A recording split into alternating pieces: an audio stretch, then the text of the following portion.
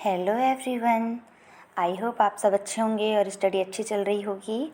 हम previous year के topics discuss कर रहे थे जिसमें एमएसएन का ये टॉपिक आया हुआ है कि role of circulatory nurse in OT, यानी एक सर्कुलेटरी नर्स का ओटी में ऑपरेशन थिएटर में क्या रोल रहता है।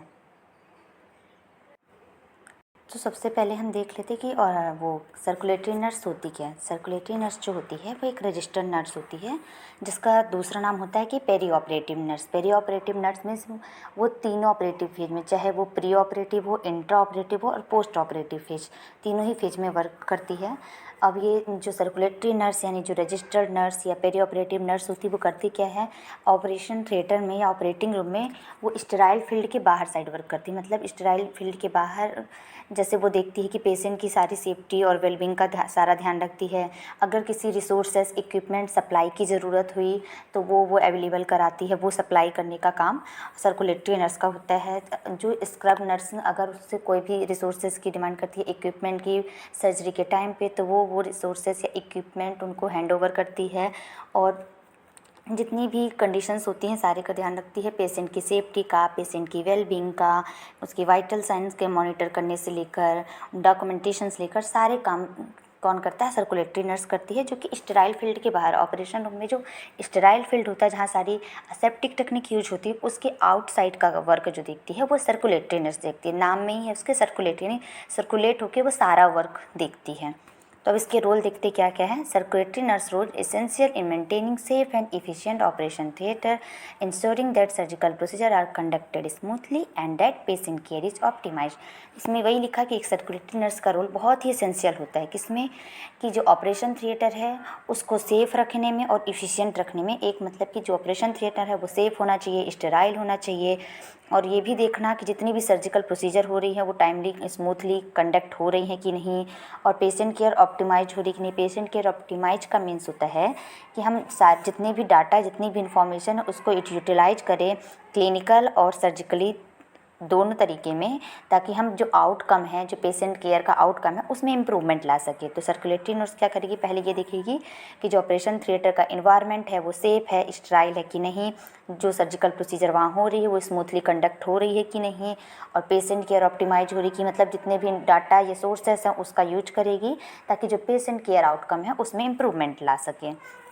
तो इसका दूसरा नाम हमने देखा था कि पेरी ऑपरेटिव नर्स होता है, यानी ये प्री ऑपरेटिव, इंट्रा और पोस्ट ऑपरेटिव तीनों फेज में वर्क करती है। तो सबसे पहले इसकी देखते हैं एक सर्कुलेटरी नर्स की प्री ऑपरेटिव रिस्पॉन्सिबिलिटीज़ क्या होती हैं। तो सबसे पहला पॉइंट है preparation of operating room, ensure all equipment such as cautery machine, suction device and operating tables are functioning correctly, arrange the operating room furniture appropriately and ensure that environment is clean and safe।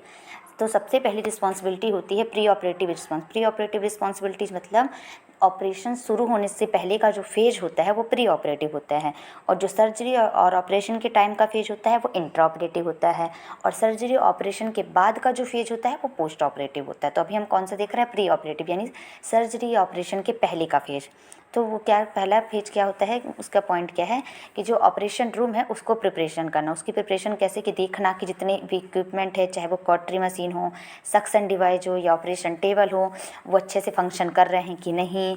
Operation room में जितने भी furniture हैं उनको अच्छे से arrange करना और देखना कि ऑपरेशन रूम का जो इन्वायरमेंट है वो क्लीन है और सेफ़ है कि नहीं। इसमें एक वर्ड आया है कॉटरी मशीन। सक्शन डिवाइस तो आप सबने ही देखा ही होगा, ऑपरेशन टेबल भी देखा होगा, लेकिन कॉटरी मशीन क्या होती है जिसमें हम इस कॉटरी मशीन मतलब एक इलेक्ट्रोसर्जिकल यूनिट होती है। ये एक मेडिकल डिवाइस है जिस पे जो सर्जन क्या होते हैं हीट का यूज करके जो भी कट करते हैं या बर्न कर देते हैं या डिस्ट्रॉय कर देते हैं टिश्यू को। एक मिनट, इसमें इमेज भी है, मैं आपको दिखाती हूँ कॉटरी मशीन की। ऐसी दिखती है कॉटरी मशीन। तो ये इसकी वायर हो गई प्लग कनेक्शन करने के लिए, और ये कॉटरी मशीन है, इसमें लिखा भी है मेडविजन इलेक्ट्रो कॉटरी यूनिट। और ये जो इसका पार्ट है इसमें नोजल फिट करते हैं, और इसका यूज हम क्या करते हैं, हीट का यूज करते हैं। इससे हीट निकलती है जिससे हम कट कर सकते हैं या बर्न कर सकते हैं या टिश्यू को डिस्ट्रॉय कर सकते हैं। तो ये है कॉटरी मशीन जिसका भी अपन ने ऊपर डिस्कस किया था। उसका नेक्स्ट पॉइंट देखते हैं, चलिए। अब उसका नेक्स्ट पॉइंट है patient verification. Confirm the patient identity, surgical site and procedure through a time out process to prevent error.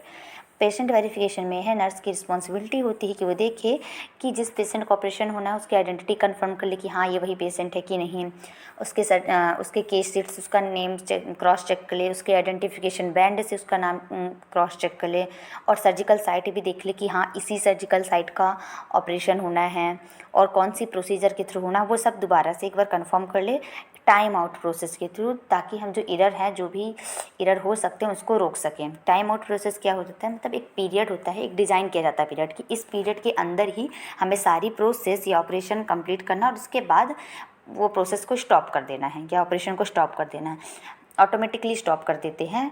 ये अगर कुछ ऐसी कंडीशन होती है जिसमें प्रोसेस स्टॉप नहीं करते, इसमें अगर स्पेसिफिक एक्शन अगर जो हमने सोचा था वो नहीं हो पाया वर्क या कोई एरर आ गया, तब हम इस प्रोसेस को कंटिन्यू रखते हैं। टाइम आउट प्रोसेस का क्लियर मीन्स वही है कि एक डिज़ाइन करते पीरियड कि इस पीरियड के अंदर ही हमें जो भी प्रोसेस है, जो भी ऑपरेशन है कंप्लीट करना है और उसके बाद ऑटोमेटिकली स्टॉप हो जाती है।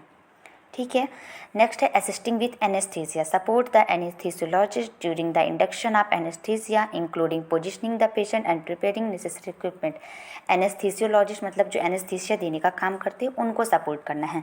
इंडक्शन ऑफ एनेस्थीसिया का मतलब क्या होता है, हम पेशेंट को एनेस्थीसिया दे देते हैं जिससे पेशेंट अनकॉन्शियस हो जाता है और उसको सर्जरी के लिए प्रिपेयर करते हैं, और उसके बाद पेशेंट की पोजीशनिंग देते हैं और जितने भी इक्विपमेंट की ज़रूरत पड़ सकती है ऑपरेशन में उन सारे इक्विपमेंट को रेडी करना। फिर नेक्स्ट ये तो हमने देख ली प्री ऑपरेटिव, जिसमें हमने देखा कि पहले हमने रूम की प्रिपरेशन कर ली, उसके बाद हमने देखा कि पेशेंट की आइडेंटिटी वगैरह सब कंफर्म की, उसके बाद हमने एनेस्थीसिया को सपोर्ट किया ताकि वो एनेस्थीसिया दे पेशेंट को और उसे सर्जरी के लिए प्रिपेयर करें। इसके बाद के जो है intra operative and post operative phase, वो मैं इसके नेक्स्ट पार्ट में डिस्कस करूँगी। आई होप आपको मेरी वीडियोज़ पसंद आ रही हो तो please like share and subscribe my channel. Thank you.